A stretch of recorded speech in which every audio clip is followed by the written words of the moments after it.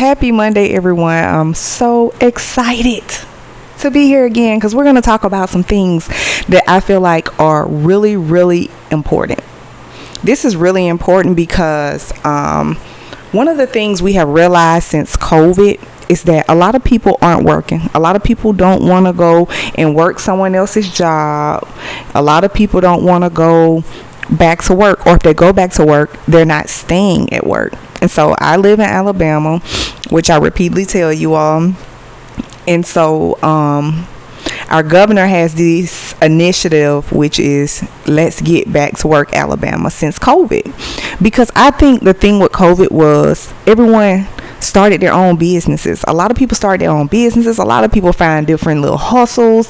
I traveled all of COVID and I started businesses. I started selling clothes. I was staying in Buffalo, New York.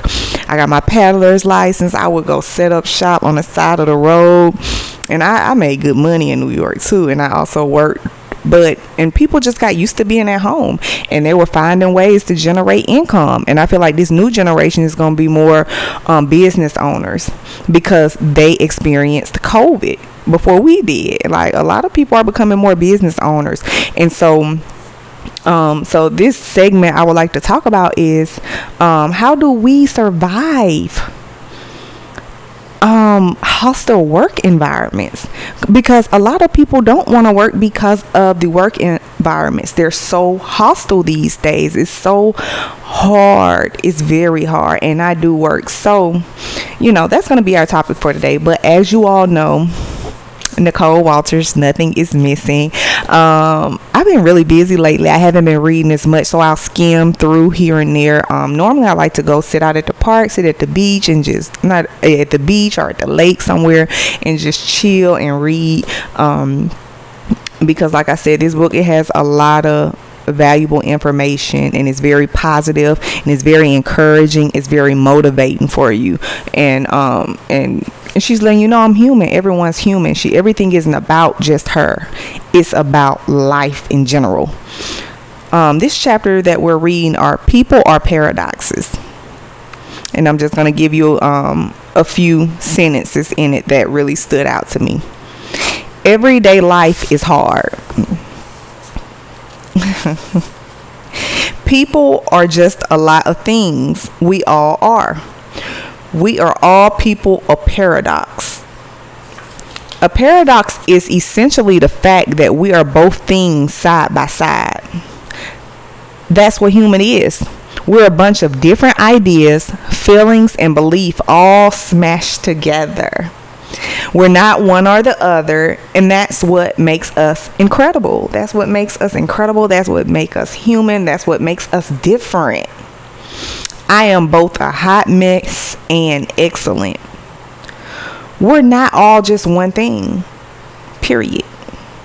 It's a lot harder to be enemies when there is a connection. So, and this just goes back to where I'm going with this. If you all would just, if we could read that chapter, I don't want to take up too much time on it, but life is hard. She said it in one sentence. That's enough. A lot of people like to but it's all about how you handle that hard.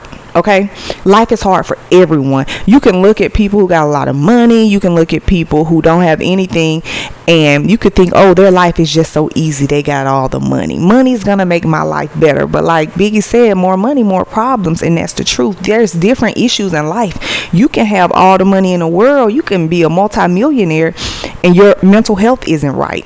You can be dealing with delinquent children. You could be delinquent with wayward children in the home. You could be dealing with family matters. When you start getting more money, it causes family matters. It causes friends to fall out with you, business partners to fall out with you. So life is just hard. There was a situation that happened the other day, and a lady was talking about committing suicide because she had a bill she couldn't pay. But the truth is, we all have a bill we can't pay. Life is hard. We just have to figure it out and learn how to make it through the hard times. And she also stated in that chapter, what are you going to do during your hard? And the harder the situation is, the better the outcome's going to be in the end. but you have to be strong enough to make it through. You have to be strong enough to make it through. And a lot of people aren't. A lot of people have a lot of situations going on at home that they're bringing into the workplace.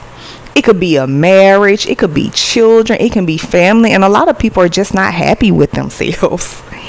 And they tend to bring it to the workplace and spew that negative energy onto other people. That's why a lot of people don't want to work. That's why the retention on jobs is so low. It's so much negativity. Have you ever went in a restaurant or somewhere and somebody was so nasty to you, and when you left, it's like you didn't even want the food no more, or you felt like they beat you? I just spent my money, and all you could think about, even though you didn't react to them, you just could think about, I shouldn't even spend my money with them, or you felt beat.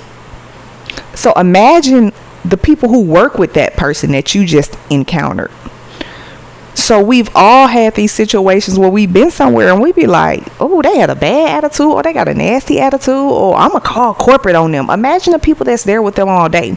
How do we deal with those situations on the job? How do we, and that's a hostile work environment. Anywhere where you have to be somewhere that you're not happy because of the way people treat you or the way things are is a hostile work environment.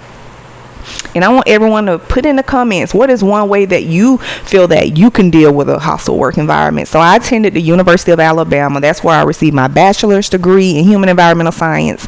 And I also received a graduate certificate in conflict resolution, which was so much needed because growing up, I wasn't taught conflict resolution. I was taught you just fight and get it over with, and then you just go about your day. We weren't taught those things. And so after I finished university, I had a different insight. It was conflict resolution in the workplace. I've learned to deal with situations in the workplace. I haven't always been able to deal with those situations. I quit a job. I'd be like, look, I go home. I got a husband at home. I don't have to work. My husband gonna take care of me, babe. I want to come home. I don't want to work. Okay, come home. And that's just how my life was for years. I got married young, so it was like that, for a couple of years, even before I was married.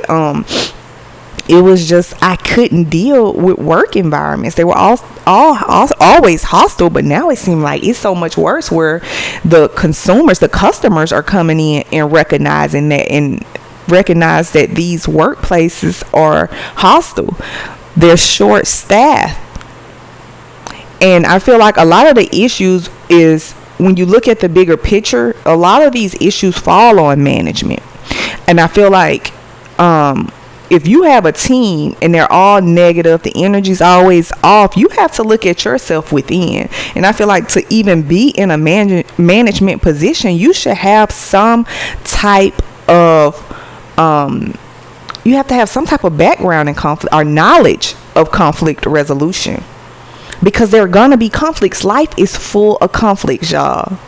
But listen, all conflict isn't bad, because a lot of conflict you're going to learn from, whether it's you're going to learn the right way to do things, or you're going to learn another route to go. Or you can learn another person through a conflict. Oh, so you don't like that. I know that now. So now we on the same page. I get you more. Or I get why you do X, Y, Z that way. So not all conflict is bad. So we're not even going to go there. And I'm not going to say all conflict bad, because it's not,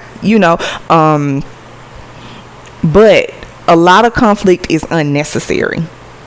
A lot of conflict is unnecessary. A lot of conflict really can turn into bullying. A lot of conflict can turn into a lot of things that shouldn't be on the job. It can turn into racism. It could be, a lot of conflict is jealousy. I've had so many experiences on the job with women of my own color. And I'm like, if we can't come together, we don't have any issues with each other. We all here for one thing, and that's to provide for our customers and our community, and to put in work to get paid to provide for our families. And be a resource to someone. And as adults, especially when you get to a certain age, or and it's not even about age, when you get to a certain level, I'm gonna say that you should know the difference between, you know, a conflict that could be resolved, and certain what conflicts should not even occur. That's what I should say.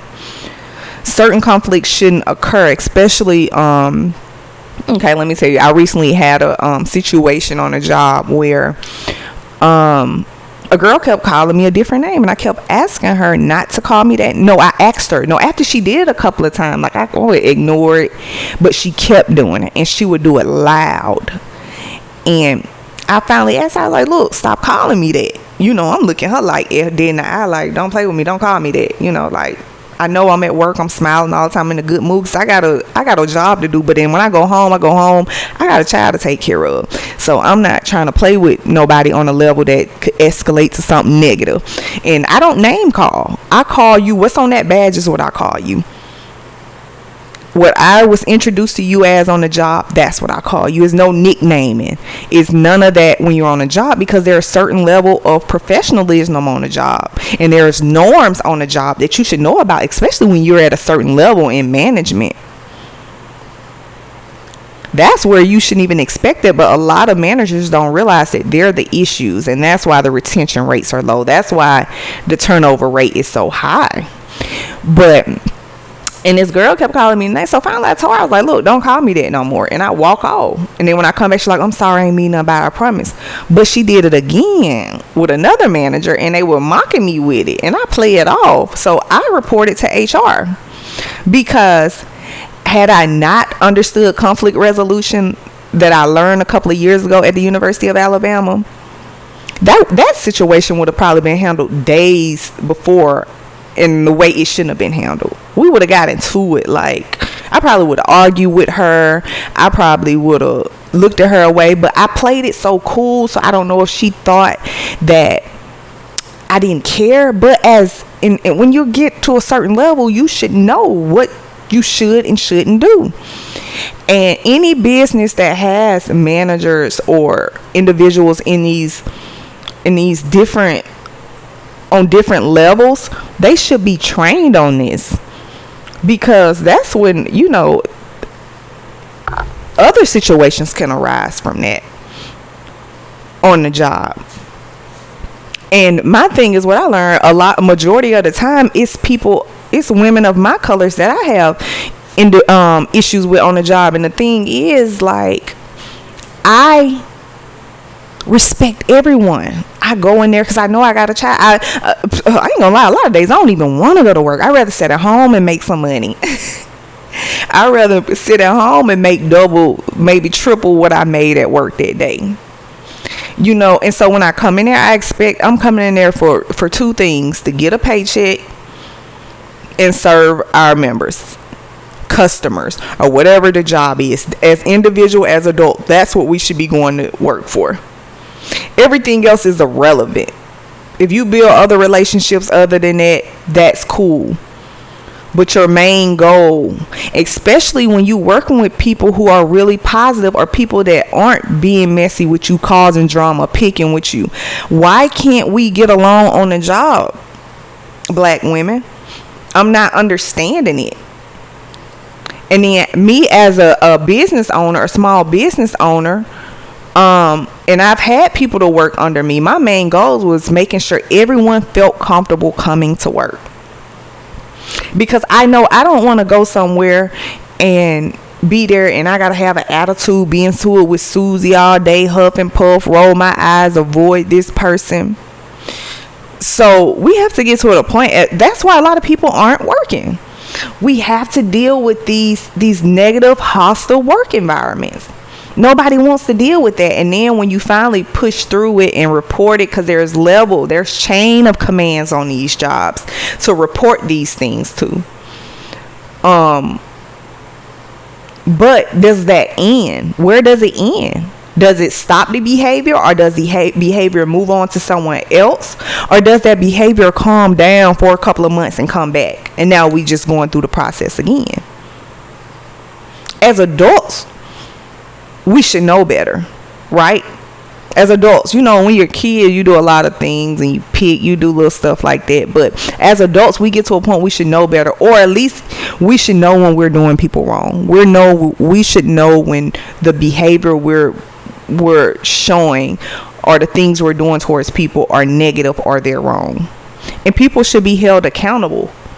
You have to hold people accountable, or the retention rate is going to continue to stay low. If you're letting the same management, the same managers, the same people mistreat people or do the same things, it's never going to end. Y'all going to keep hiring people. And by the time you get them good and trained, they're going to be ready to move on to another department or just leave the job altogether and leave you shorthanded. And I'm seeing a lot of that on all these jobs. That's why people don't want to work. How do we get past this? Because there's no perfect answer. I can't tell the answer. I could tell from my perspective, which is to go to work, do your job, have respect for people, and go home. Whatever situation you have going on at home, leave it at home. Listen, I worked at a high school. When I was going through my divorce, I had a business and I had a beauty shop, and my divorce, it got ugly, like out of nowhere. And the people at my beauty shop felt like it was unexpected that I just left. But the whole time I was dealing with this, but I never took it and spewed it out on them. I still respected the people at my beauty shop. I never showed them any signs of my marriage failing. Never showed it. So when I finally started back working at this high school, I never showed any signs. People didn't know I was going through a divorce because I came to work every day and treated people respectfully. But it was people there that bragged about their husband and their wives, just like on each job. And they're the ones that mistreat people the worst. And I look at it like, because they're not happy. And a lot of times, unhappy people try to tear down people that are happy or that they feel are happy. Like, I can walk around with a smile on. I was walking with a smile on every day as if nothing was going on. And people will be jealous of you. And you be like, my life is falling apart. When I go home, I'm finna go cry because I need some money right now. I'm doing everything on my own. I'm trying to get back up. I done lost everything. It's because I've learned how to treat people and respect people and not take my problems out on other people. When I'm on the job, I leave my personal life at home. If I'm into it with my man, if I got a man, I'm into it with my man, I'm gonna leave that at home. I'm not gonna go spew that negativity in the workplace because I gotta be here all day. And I want to make it a positive. A lot of people make the work environment negative, and then they act like they don't want to go. Oh, I don't want to go to work. They all negative. Oh, them folk get on my nerve. But you started it. Every time somebody new come, you bring them in the middle of the drama. You tell them about the drama. That's how it spews on to the new people. And guess what? That retention rate is going down still. The turnover rate is going up because don't nobody want to deal with it. People like, I'd rather just go home and figure out a way. I go home and sell plates. I'll go home and do hair. I go this other job and just get paid once a week. I go to the temp service. Because people aren't being held accountable. They're not being held accountable of the way that they're treating people, and they're able to get around certain people and hide it. They'll treat you different. They'll get you by. I've had people in management positions get me by myself and say low down stuff to me, and I just let it slide because I know you just being low down. I don't like when people play mind games with me because I'm very smart. I'm very intelligent. I'm very educated. I've studied psychology. I've studied criminal justice. I've studied so many things, and I've learned to read people, and I know how to read bullshit.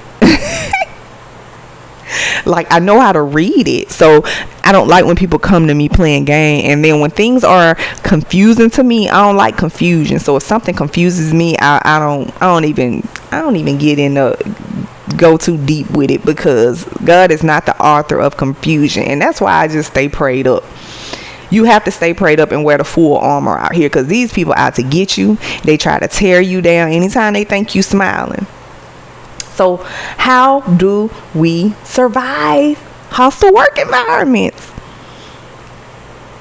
Okay, so one of the ways that I survive, another way I survive now, my conflict resolution gave me a lot of knowledge on how people gonna try to play with you, is how people gonna come at you, how to handle these situations, how not to just ignore them. Because like me, I'm not the type to really ignore it. I just let it roll off until it builds up, and then I know how to report it. I follow the chain of command. So there's always a chain of command. If you don't feel comfortable going to your immediate supervisor, or you feel like, look, I want to go straight to the top.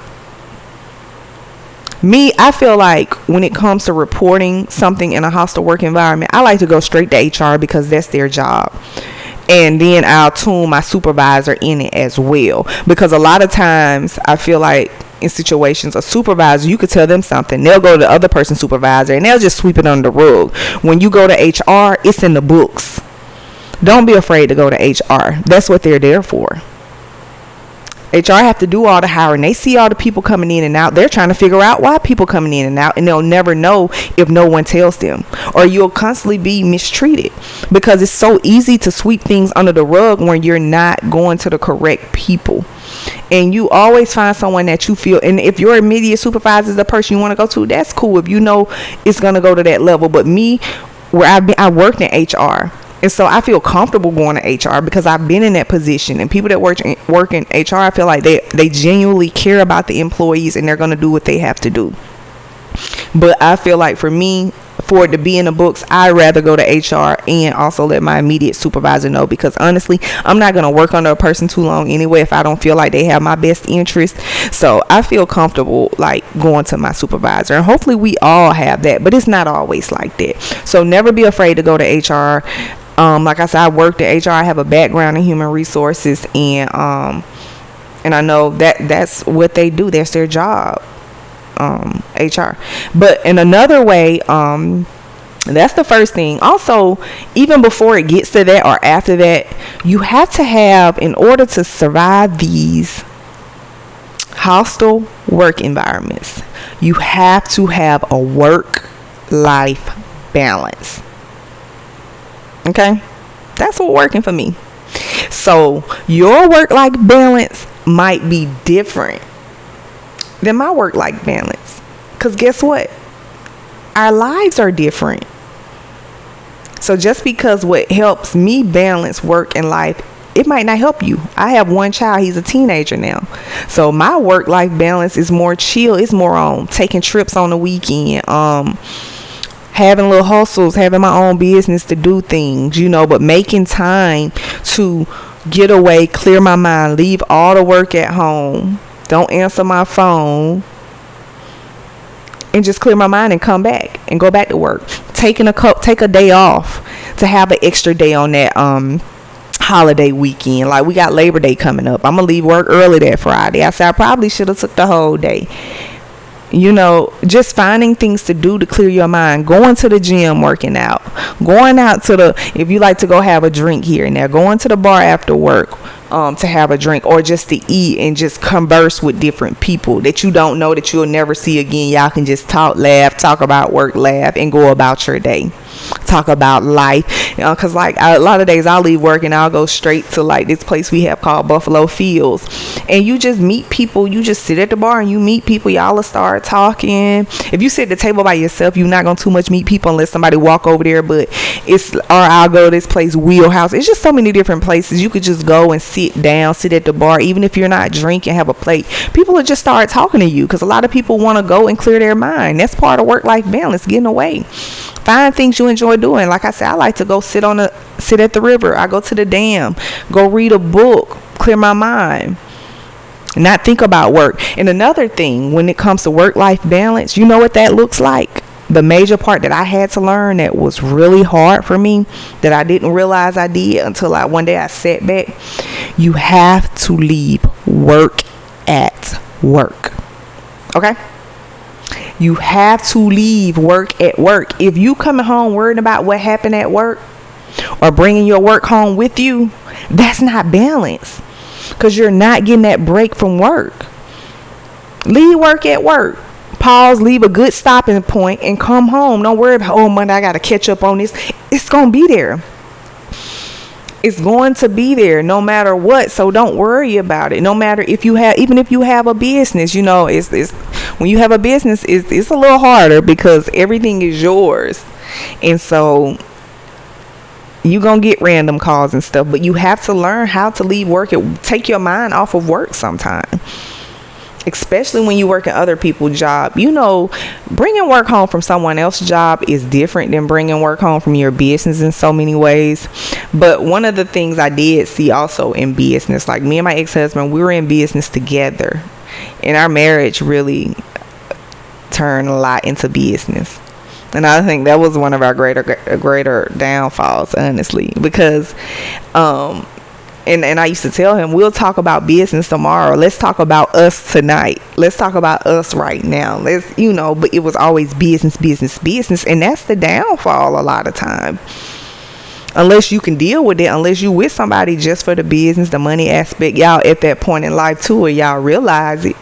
But me, I want to be affectionate. You know, I'm a little mean, but when I like you, I like you. When you my man, you my man. You know what I'm saying? I want to be affectionate, you know, have me time, us just sit there, chill, listen to the silence together, anything. But you have to learn how to leave business at business, because then it'll start to bring, if it's negative at work and you bring it home, or if it's negative at business, or if it's stressful at business and it's stressful at work, you bring it home, guess what happened?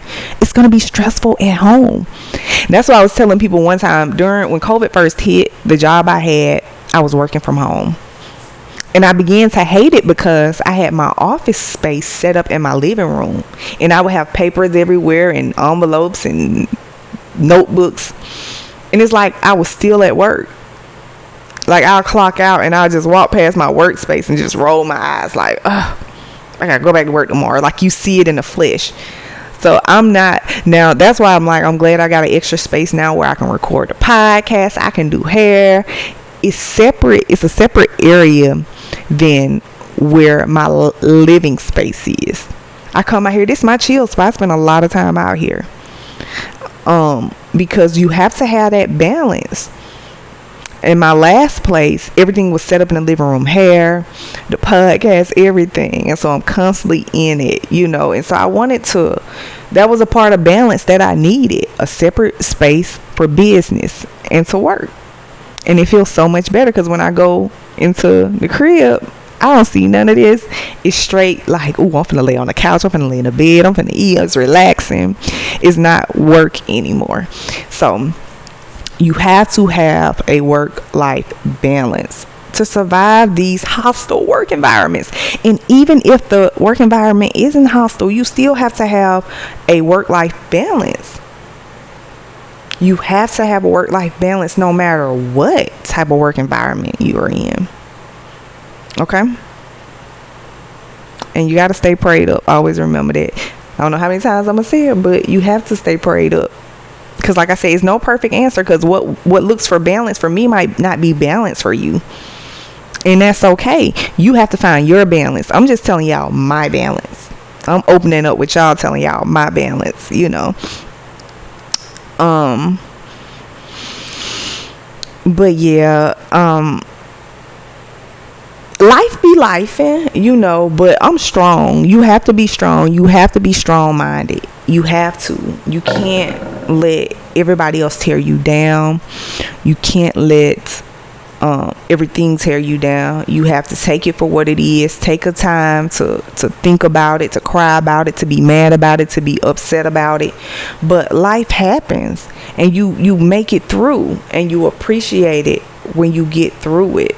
I've been through some really hard times, like mentally, you know, and emotionally, and I made it through, and so I'm so proud of myself now. That's why I'm like, now when people just be coming at me, it's been so much stuff trying to come at me lately that it almost knocked me off my square for a minute, because I'm like, what do I have to do to just be in my own bubble and be peaceful? Because this is what I do. This is where I'm at.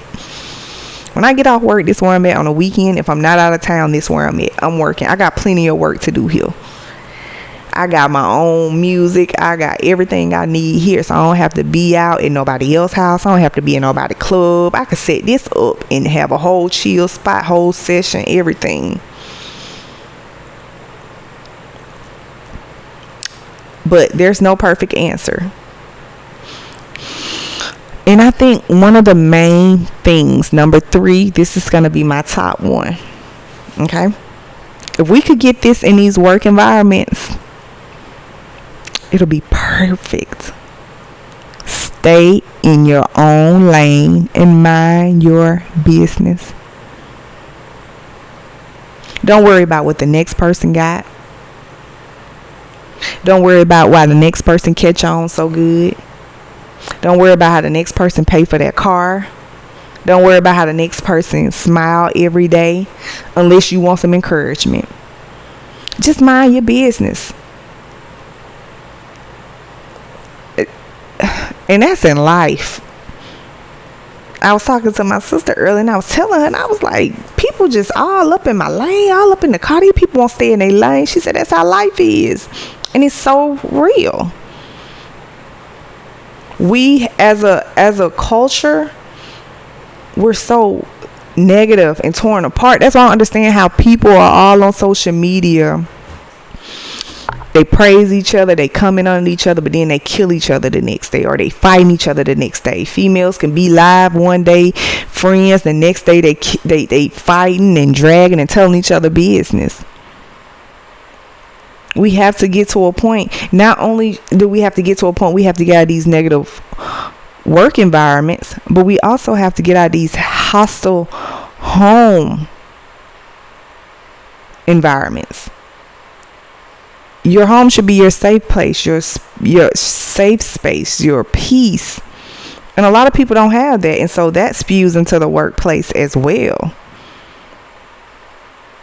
That's why I say work-life, that's part of work-life balance. You have to know how to balance home and work.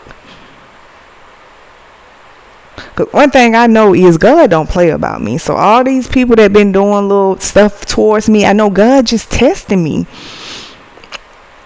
And where I'm at in life right now, I feel like if you don't like me and how I act and how I smile and how I shine, go fight with God. He the one gave me this blessing. He the one made me. So if you mad at anybody, be mad at him.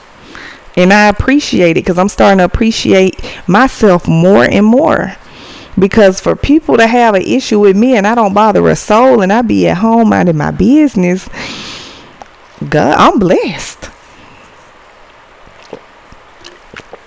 I'm learning to take it all as a blessing. And I'm finna let my light shine. And I was saying today, I'm tired of hiding and being ashamed to speak on what I want to speak on and be myself. If you don't like it, you don't have to listen to me, because at the end of the day, I realize people won't like you no matter what you say or what you do. You could be doing good, they ain't gonna like you. You can be doing bad, they ain't gonna like you. They just want to pick with you, but I'm not gonna feed into it. We have to learn to stop feeding into every little negative thing and just go our way. Certain thing, it triggers us more. It'll trigger you more, and I understand that. But you have to learn to just pray about it and keep going. Find something to occupy your mind and stop letting negativity and these devils corrupt your mind. And that's all it is. So with that being said, how do we survive hostile work environments? I want y'all to comment below. Let me know how y'all think we could survive hostile work environments. On to one more thing I would like to talk about is Darius Miles. I haven't talked about him in a few segments. The University of Alabama basketball player whose homeboy shot and killed a girl on the university. His friend was also he was given a life without parole sentence. And so now Darius Miles goes up for trial in December, and they offer him a plea deal. They didn't say what the plea deal was. They said they offered him the same plea deal that they offered his friend. He didn't take the plea deal. So we should be praying for him, for this young man, praying God just keeps him and wraps him and bring him home to his family. And I continue to stand by that. He did not commit the killing. He did not commit the murder. He did not kill the young girl. If someone gives you a gun, whatever you do with it, that's on you. You take full accountability for your action. We all know that. And they had a gun first, so it could have went either way.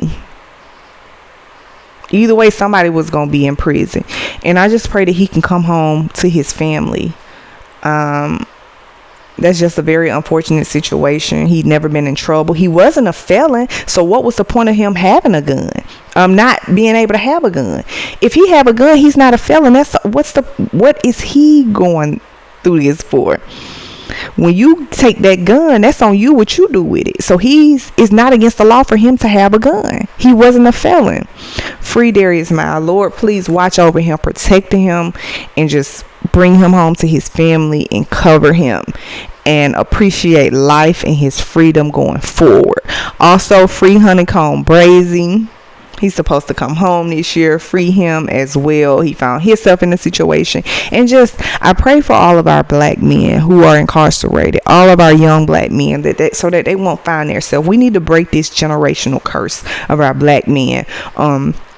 We have to find ways. A lot of them are being caught up in situations where any other race could easily get away with, get off of.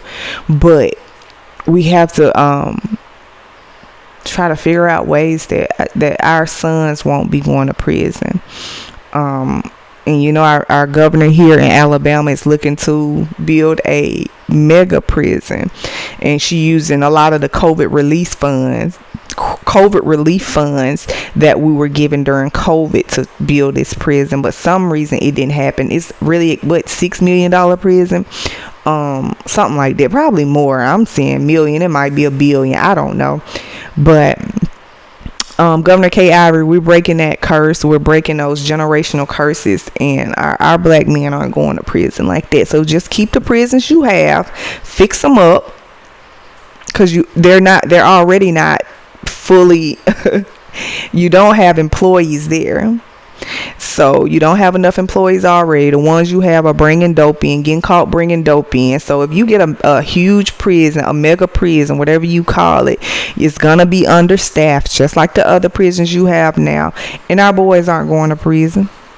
We about to do better. Us parents are doing better. Our boys are doing better. We're learning, and we're going to be great, and we're going to pray on it, and we're going to claim that in Jesus' name. And with that being said, thank you all for tuning in to the May Experience. Let's learn to treat each other right, at least sometime, okay? If you know people come to work to get their money, don't make their work their hell. Don't make your own work their hell. Just go get your money and go home. Y'all ain't got to talk to each other. Put an earbud in or something if you're allowed to do that at work. Zone in on your job. Don't be jealous of the next person. Don't worry about what the next person got going on. I guarantee your life will be so much better, and it makes you prettier. Just drink some water and mind your business. Y'all enjoy the rest of y'all night.